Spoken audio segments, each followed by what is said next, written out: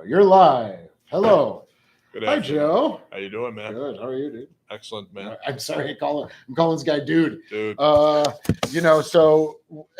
everyone. I'm Shane, Director of Museum Collections Curator here at the Naval Park, and I am with Joe Lombardi.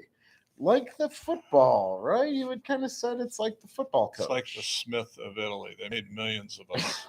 I like that. Very good. Yes. Okay. So That's true. Smith Lombardi is Yep. in Italy. All right. Well, this is Joe Lombardi. We have not used his name very often, but this is the gentleman, the Marine surveyor that we have been talking about for a couple months now. We have finally brought him on board. Him and his team at from Ocean Technical Services, or OTS, and we are going to give you an update right from the mouths of those that are here. All right, because we want to give you the best information, the right information, and we don't want a lot of speculation out there as to what's been going on or what will be going on. So I figured we could just, talk to Joe right now. Sure. And so, Joe, I'm a little worried here. It doesn't look like this is going anywhere. Is if 9 people are on? Can everyone hear us? Okay. That would be great if someone could leave a comment, just to make sure, because it doesn't look as though the sound is working, but It's flickering. it is flickering a little bit. Okay. Volume up, maybe. Oh, okay. All right. There you go. So thanks for everyone for checking in. And Joe, why don't you give us a little introduction to yourself? Sure. I'm Marine surveyor. I've been doing this for 38 years. I sailed Merchant Marine and Navy, active service for 6 years prior to that, and hung out my shingle in 1984. And I've had a very, very nice time ever since. I love the diversity of assignments, the fellowship that I meet everywhere I go, the variety of ships from 13-foot Boston whalers to aircraft carriers, with no exaggeration. And this assignment is 3 ships at the Buffalo Naval Park: the cruiser Little Rock, destroyer The Sullivans, and the submarine, the Croker, I should say. I was here in 99, 2000 for a couple of years when we moved the ships from their former berth down to this recessed berthing site in the Buffalo River. And here I am again. I saw the headlines in the paper and on the news about the Sullivans with a tilt-to-her kilt, so to speak, against the quay wall here, and she'd taken on water. And I was just counting the days until someone called me, and sure enough, Paul, the executive director, called and said, "What are you doing right now?" And I said, "Well, watching and waiting as to what's going on in Buffalo." And he says, "Get up here, submit a cost, and we'll get the bidding process open." And it worked out that, I'm here, and I'm very glad to be. Great. Although I have to say, I work in the Gulf and the Southeast during the summer months, and here I am in Buffalo in December, January. Yeah. Something got to be done about this. But in any case, I'm enjoying it, and despite the weather, and it hasn't been all that bad, although I think a month ago they had 6 feet of snow here, but it disappeared before I arrived, thank you. And we've had just a little bit of a snowstorm this weekend. It's been manageable and doable, and we're making good progress with my team. They're doing tank soundings on all 3 ships, and I'm going through all 3 ships. I'm almost complete with the Sullivans as far as the structural survey goes. Probably another 3 or 4 days, and then I'll get on to the submarine Croker, and we'll leave the best one, the biggest one, for last, which is, of course, the Little Rock. So when your team just arrived, was it this week or last? You came up first. I came here almost 2 weeks ago, and we've been at it ever since. And my team just arrived last week. Gotcha. So we're getting into it now, and we're well into the Sullivans with tank soundings. That'll be important from the naval architecture point of view to come up with an accurate deadweight tonnage for the vessel, so they can model the ship in Hexelv, which is a naval architecture program, to show us what the best stability profile will be for whatever we want to do, whatever we want to use it for, whether it be just pier side moving the ship down to Erie, Pennsylvania to dry dock towing, in other words. So that's basically it. And then I'm going through the structural part of it to tell them, hey, this is good, this is not so good. Yeah, like, can you run through that process? Say you get into a compartment. Like, what do you look at? Is that, I assume you're doing it by platform, compartment by compartment? Deck by deck from truck to keel. Obviously, we're not doing the underwater appendages. It's floating. All three ships are in the river here, so we're not going to see the bottom contours. We have some records of the Sullivans during the flooding event, which were filmed by an industrial dive team. And that's very helpful to me. Mm. That tells me what we can and cannot do for dry docking. And it's pointing toward a dry docking rather than a cofferdam arrangement to, surround the hull with a steel wall and do the repairs that way. It's not going to work in this river. So I think we're going to probably end up towing her to Erie. And so now it's seeing the stability of that tow. Like with what you were talking about earlier, is how much she can bear, like, while towing. Right. It's on the lake, and, we pick our weather a 2-day event. It's a 1-day event for the tow. It's about 100 miles or so, maybe a little more. So it's a 1-day tow. So we'd look for a 2-day window of weather to tow her.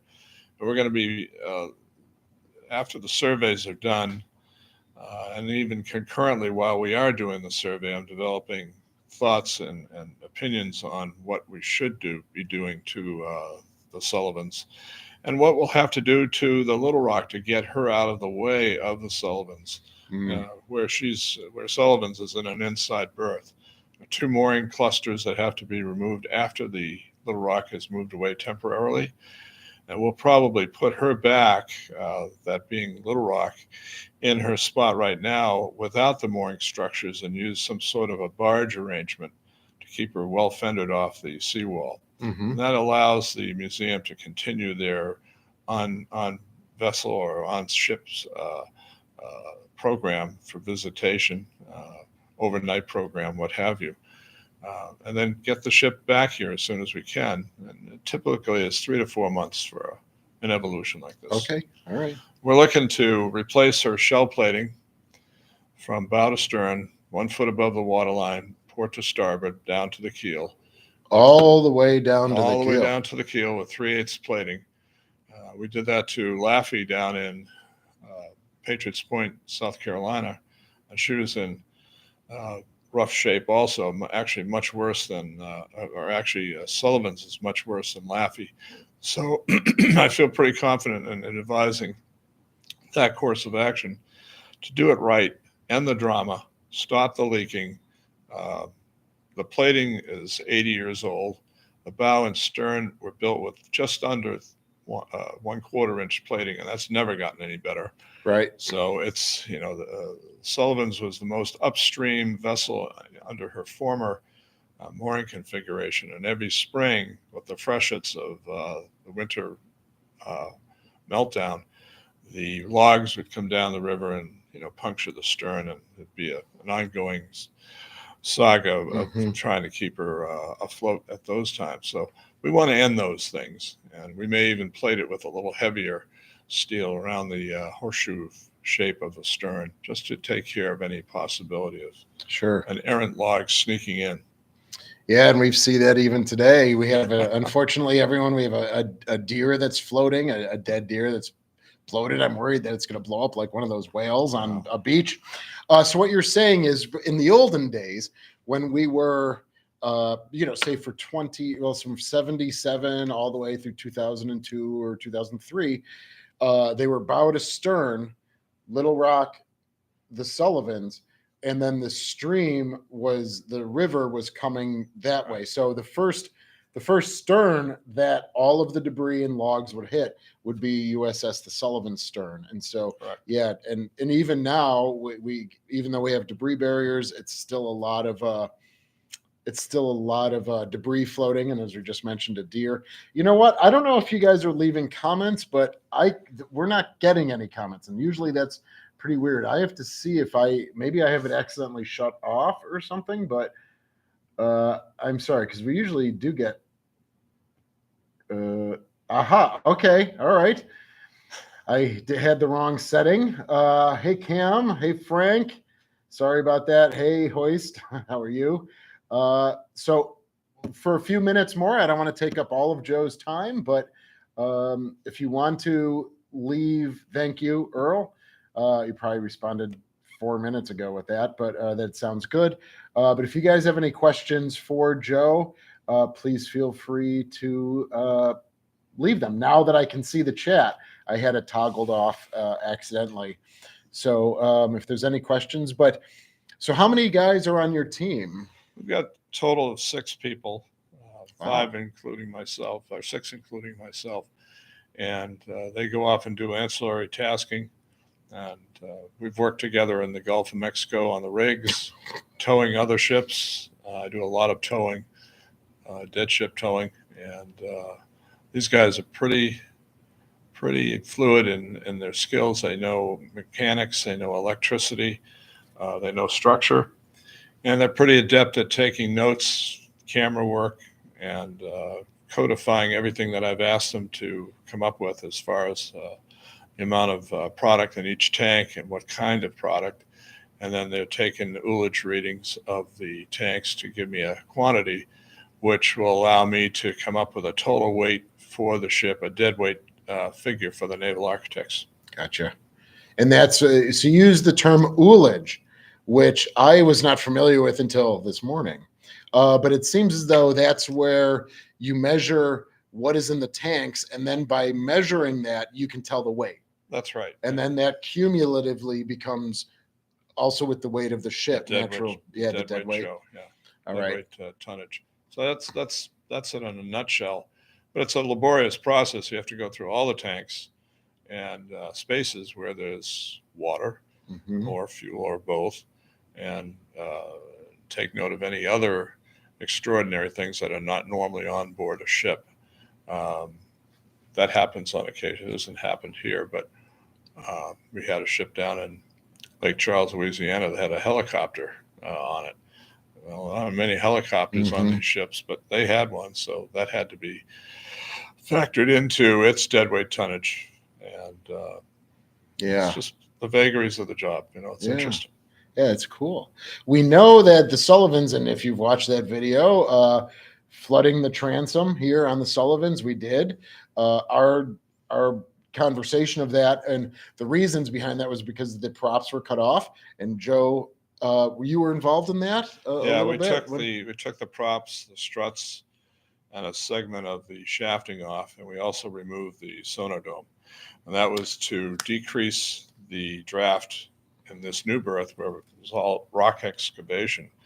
With the Little Rock, we ballasted the bow down, brought her stern up by 1.5 feet. And the submarine we didn't have to touch. She was pretty well ballasted flat back then. She wasn't very deep anyway, being a much smaller vessel. So, but the Little Rock is a big girl. She needs a little more attention. And the Sullivans is going to get her due attention. And the planning is starting this past week for the eventual movement of the ship. And I think we need more water in the river to get the Little Rock afloat. She's hard aground right now, but it seems to be coming in.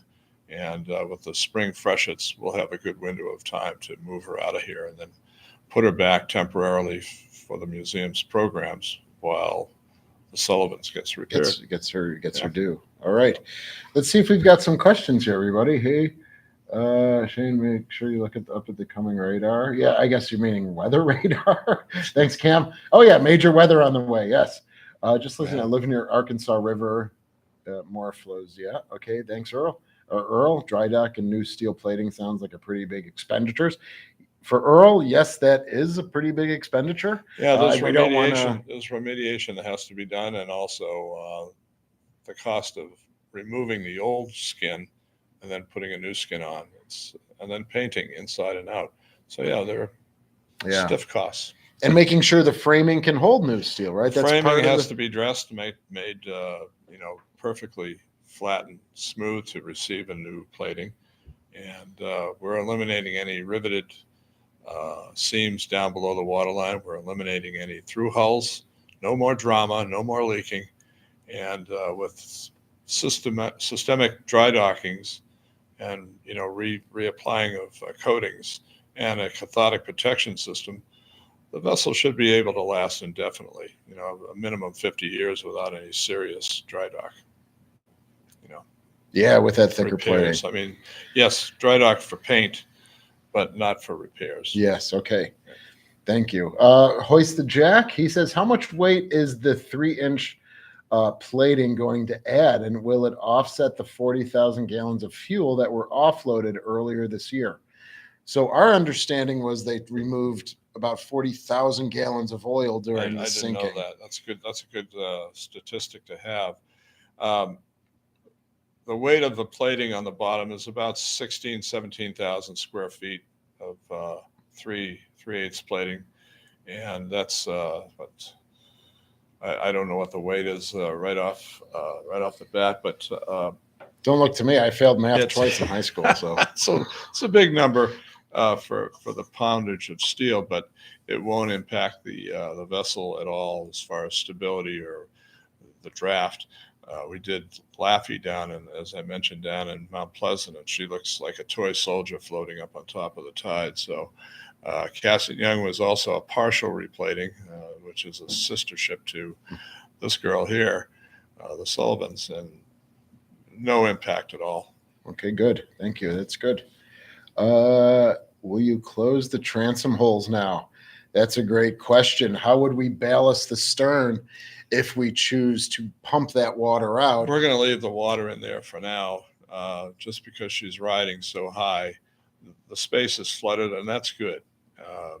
We can leave that in there right now. We may even have to ballast down some other tanks amidships just to get her down in the water. Once we clear the berth, we have to clear the berth before we take on water, which may be done while we're actually being towed down to Erie. We did that with Battleship Massachusetts. We added 6,500 tons of ballast water to bring our bow down so that the ship would lay down flat on the keel blocks when she went into dry dock. It's very important. So we'll look at what her profile is once we get her afloat and bring it down accordingly. We have grid tables that give us an accurate amount of water to put in each tank and where on the ship to do it, so that we do lay flat. Okay, good. Yeah, it would be interesting to hear, with the USS Kidd, with their pylons, and they go up and down on those blocks. I've never asked the Kidd if they have any ballast water and, anywhere to kind of, the peak or the transom, to kind of keep. Yeah, I frankly don't know what they do. Or is it just all light? It's all light. It may well be that they've got to dry and want to keep it that way, and it makes sense to me. I think every ship has had leaks in the past, including Kidd, but they have a good opportunity to plug any holes during the dry season.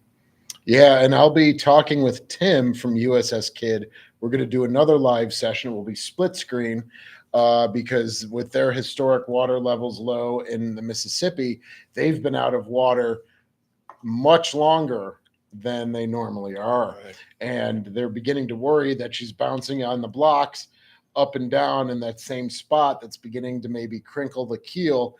And without them moving those blocks to,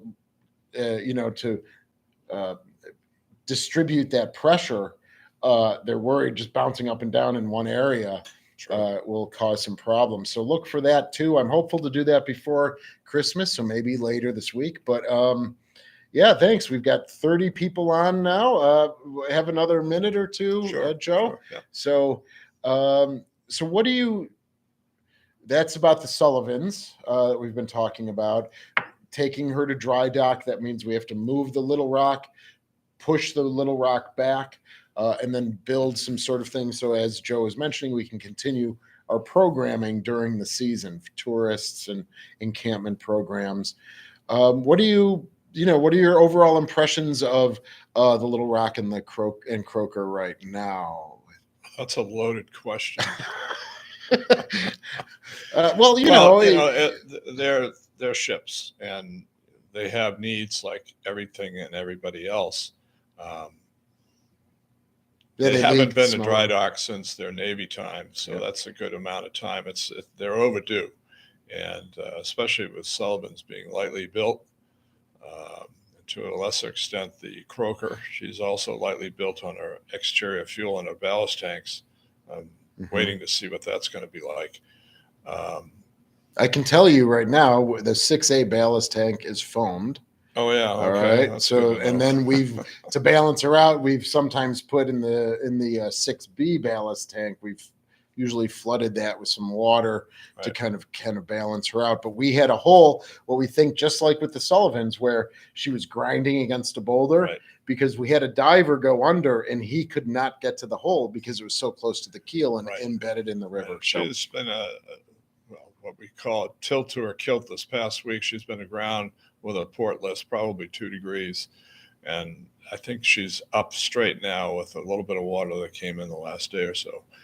But we just did a submarine down in Mount Pleasant at Patriots Point, the old Clamagore. And she reputedly had serious problems, but we took all 518 batteries off of her, removed the sail, and a good percentage of the superstructure deck, got her way out of the water. And we found that we only had one tank that was leaking, but that tank was filled with peanuts, uh, foam peanuts, much like packing. And, we got most of the water out of there and squeezed it out. And she just rode high and dry all the way under tow to Norfolk. She's going to be scrapped, but the tow is uneventful. I think we had 3 to 5 gallons of water in our control room area because of a leaky hole. But the hull itself was good, and it was an uneventful tow, as it turned out. We made 6-7 knots, and I like tows like that. Uneventful. That's right. So I guess that could really make some of us, that surprising story of underneath the waterline, she may have been in better shape. So, I know there was a group of veterans that tried to save the Clamagore. We might be going off into an area if you're not comfortable talking about it, but what was then the decision to scrap? Well, I think budget was one big mover in that whole episode. They had many ships there over the years, and visitation up until the COVID time was not what it could have been. But they've turned that situation around, and they have excellent visitation now. They have a great program of outlying property is supporting the actual maintenance of the ship, at least property. So they're doing quite well, and it's only going to get better as time goes on. They're working on the carrier Yorktown now, doing the appraisal of her remediation needs, and that will take place. That remediation will probably take place later next year, followed by a structural evaluation, which I hope to do. We'll see. But she's a big girl, and she needs a lot of attention. She is I guess you could say Laffey and Yorktown are the fundamental exhibits there. They're both really important in their own right. Yeah. So we'll see what happens, but they're making great progress, and I'm very encouraged. Yeah, it's one of those things that the sub may have been outside of their scope or their mission, and it would be harder for another current organization to take her on. Well, we're getting a lot of hey, John from the Slater. Yes, you should start. I assume that's John. We should start from the beginning. It could be Rizzuto. It could be. All right. Well, if it's Tim, hey Tim. If it's John, hey John. Yeah, it could be, or it could be both. Yeah, it could be both. Hi, Mike. I'll need to replay as well. Yeah. Well, thanks, guys. I really appreciate it. Check 1 2. Check 1 2. Thanks, Mark. I appreciate it. So we'll kind of, Frank mentions about the Arkansas River. There is that talk of the USS Little Rock, LCS 9. So we're wondering if there's going to be a future battle between who will get that vessel, if anyone is up for it. So thanks so much for checking in. Wow, we've got 40 people on right now. Man, at this rate, Everybody's home. That's what's going on, Shane. okay, yes, we're still here. Oh, yes, that's right. It's it's 17. We're getting close to 1700. Anything else you'd want to add before I let you go, so you can go get some chicken wings or pizza or something? Well, it's the weather has been dominant here. I mean, we had a week and a half of relatively clear weather, and so I got the topsides done of all 3 vessels before the fur flow. I was worried that over the last weekend we were going to get a lot more snow, and it's impossible to do the topside decks with snow cover. So we've done that, and we're in good shape now. We can, move around inside, but it's cold, and I'm a South Carolina boy now. I used to be out of New England, but I'm South Carolina. I feel it. With age and all the rest of it, you say, "What am I doing here?" That's right. Yeah, you're a little sore. But it's refreshing too. It's bracing weather and a lot of good people here. Good coffee machine, and what else do you need?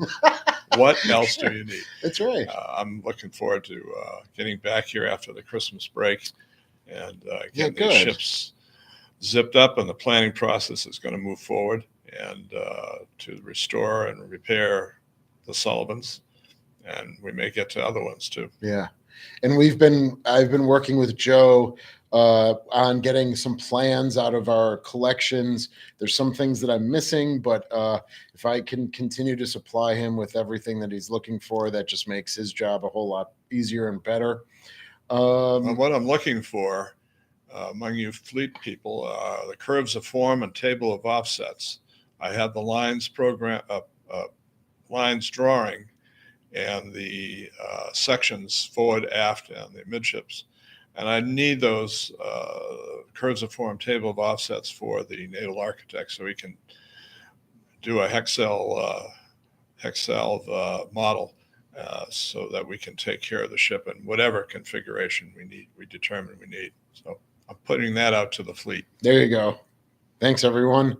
And thank you so much, Joe. My pleasure. It's been great to get to know you, and continue to looking forward working with you into the future. Thank you very much. And thanks everyone for checking in. This has been something we've been talking about for a really long time. When we get the Marine surveyor here, for months and months. Is he ever going to come? That's right. We had a few things to work out, but thankfully everything's been smooth, and we are happy to have Joe and his team with OTS, Ocean Technical Services, here. And we'll see you again soon, and maybe we'll give you an update after the new year. We'll do another live session. Thanks again, Joe. My pleasure. Bye, everybody. Good day.